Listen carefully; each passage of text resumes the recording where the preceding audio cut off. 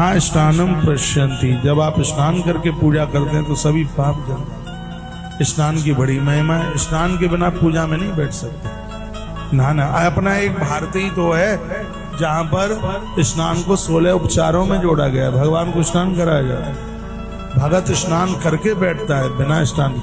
इसलिए इस पद्म पुराण में एक बड़ा श्लोक सुंदर है, उसमें लिखा है सहस्रम स्नान माचरित, 1000 काम करने से पहले नहाइए, स्नान कीजिए। 1000 काम बाद में, स्नान पहले। आप स्वस्थ रहेंगे। स्नान करने से जठर खुलता है, जठर में अग्नि जलती है और फिर आप खाते हैं तो वो पचता है। पेट में गैस इसलिए बनती है क्योंकि बिना नहाए बिस्किट खाते हो, बिना नहाए आप चाय पीते हो, बिना नहाए पूरा कलेऊ कर लेते हो, खा लेते हो बिना नहाए पूरा।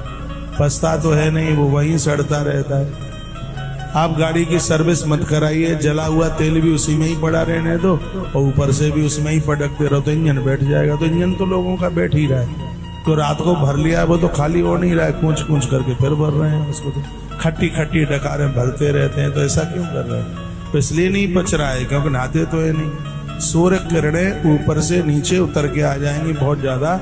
उस समय यदि आप नहाते हैं तो 3 चीजें पनप जाती हैं जिनका नाम है बात, पित्त और कफ। ये तीनों ही बीमारी के साधन है। बात बढ़ जाएगा तो आपका मोटापा बढ़ जाएगा, कोलेस्ट्रॉल बढ़ जाएगा, अटैक जैसी सब बीमारियां हो जाएंगी बात के बढ़ने से। उसमें मोटापा ही तो बढ़ता है बाद में। तब होता है जब भोजन पचता नहीं है, खट्टी डकारें आती रहती हैं।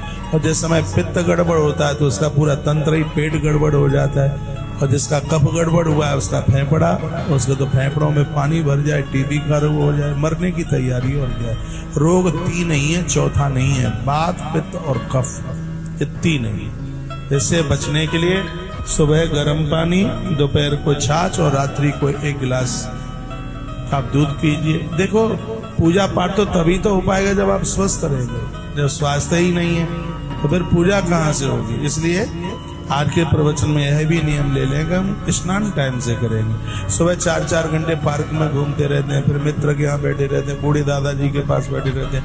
हर चीज के लिए आपके पास टाइम होता है, लेकिन आपके पास नहाने के लिए टाइम नहीं होता। मैं कुछ मरीजों को देखने को जाता हूँ, कोई बीमार हो जाए तो अस्पताल में जाता हूँ देखने को। सबसे पहले मैं बेड पर ये निगाह डालता हूँ कि बाबा जी कितने भर्ती हैं अस्पताल में, ये मैं जरूर निगाह डालता हूँ। तो मैं देखता हूँ महात्मा मुझे कोई दिखता ही नहीं है वहाँ, बीमार कोई साधु कोई होता ही नहीं है, क्योंकि उनका एक टाइमिंग्स फिक्स है। उनका नहाने का, जागने का, खाने पीने का एक टाइम है, उनका एक समय। लोग भंडारों में जाते हैं, एक पंगत में पेट नहीं भरता तो दूसरे में बैठ जाते हैं। अरे भैया माल दूसरे का हो सकता है लेकिन पेट तो दूसरे का नहीं है। देख कूचम कूचा, देख कूचम कूचा, खट्टी डकारें आ रही हैं। बिल्कुल पेट नाक तक भरा है तो भी गुलाब जामुन दे करके और मुंह में पानी आ गया है और चटका दिए दो। डायबिटीज एक मुसक्का भर करके टैबलेट भी खा रहे हैं और मीठा भी खा रहे हैं, तो फिर कहते हैं डायबिटीज हो रही है। फिर ये भी कह रहे हैं कि डायबिटीज भी हो रही है। जीभ इतनी लोलुप है कि जीभ तो कंट्रोल में है नहीं। कथा कहती है अपनी 3 बातों के ऊपर बहुत ध्यान रखिए, जागने का समय, सोने का समय और खाने का समय। इसको मजबूत कीजिए, परिपक्व कीजिए। भरतपुर के लोगों मेरे ही निवेदन पर कल से ही सूर्य की किरणें निकले उससे पहले आप स्नान शुरू करना शुरू कर दिए। आपकी दवाई ना छूट जाए तो मैं चैलेंज के साथ ये बात कह रहा हूँ। आप स्वस्थ हो जाएंगे, आप निरोगी हो जाएंगे। रात्रि को गर्म पानी पी करके सोइए, आप स्वस्थ हो जाएंगे, पेट खाली हो जाएगा। भुना हुआ चना गुड़ के साथ खा के और 1 गिलास गर्म पानी पी लो। सुबह बिस्तर छोड़ करके भागना पड़ेगा, नहीं भागोगे तो बिस्तर पर ही सब कुछ गड़बड़ कर दोगे फिर आप। हाँ, इसलिए भागना ही पड़ेगा। आप करके देखिए, हमने तो लोगों के ऊपर इसका प्रयोग किया। आप स्वस्थ रहेंगे तभी तो पूजा पाठ है। और कल जब पूजा में आप बैठे, जब कल आप पूजा में बैठे, घंटे भर बैठोगे, कितनी देर बैठोगे, इसी ग्रंथ में लिखा हुआ है। यदि पूजा के बीच में पेट खराब हुआ और पूजा छोड़ करके आप लेट बात के लिए गए, आप टॉयलेट के लिए गए, तो इस ग्रंथ में लिखा है कपड़ों सहित स्नान करना पड़ेगा, तब ही वो फिर द्वारा पूजा में बैठने के लायक। यही तो हमारी भारतीय मूल संस्कृति है, ये सबको पता नहीं है। और ऐसा बहुत बार होता है, पूजा में बैठे, मैं बाथरूम की नहीं कर रहा, मल त्यागने की बात कर रहा हूँ। पूजा के बीच में से खड़े होके गए तो भगवान से तो माफी मांगनी पड़ेगी। कल मैंने एक प्रदोष में वीडियो डाली है और हो सकता है आपने सुनी हो। पूजा के बीच में से ही खड़ा होकर चला गया, राजा यवनों के द्वारा मारा गया। महादेव की पूजा, भगवान के अभिषेक वगैरह है तो पूजा में से बीच में से जा ही नहीं जाता। यदि जाते हैं तो भगवान से अनुमति लेकर, और मल विसर्जन के बाद जो कपड़ा पहने हैं उन कपड़ों के सहित ही पूरा नहाना पड़ता है। उसके बाद वस्त्र चेंज करके बदल के फिर तब पूजा में आकर के बैठ सकते हो।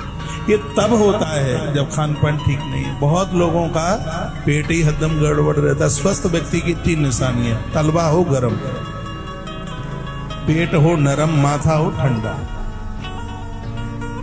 ये उसकी स्वस्थता का प्रतीक है। 2 चीजें पेट से पैदा होती हैं, एक है बीमारी और एक है बेईमानी। ये दोनों पेट से पैदा होती हैं। बीमारी भी पेट से और बेईमानी भी पेट से। इसलिए पेट को ठीक ठाक रखिए तो बेईमान भी ना बने और बीमार भी ना बने। पेट को ठीक रखिए, और पेट ठीक तब रहेगा जब आप ठीक से खाएंगे, समय से खाएंगे, स्नान का ध्यान रखेंगे। महास्नानम पापम प्रणश्यति, जो स्नान आप करते हैं इससे अपराध समाप्त होते हैं, इससे पाप नष्ट होते हैं। हमारी भारतीय सनातन संस्कृति में स्नान की बड़ी महिमा है। मुझे पता है कि अगर आप शाम को पूजा में बैठेंगे, बच्चों से लेकर के बूढ़ों तक सब स्नान कीजिए। सुबह सब स्नान कर लेते हैं। आप गृहस्थी लोग हैं, आपकी आदत में ही नहीं है, और हम लोग बिना नहाए बैठते नहीं हैं।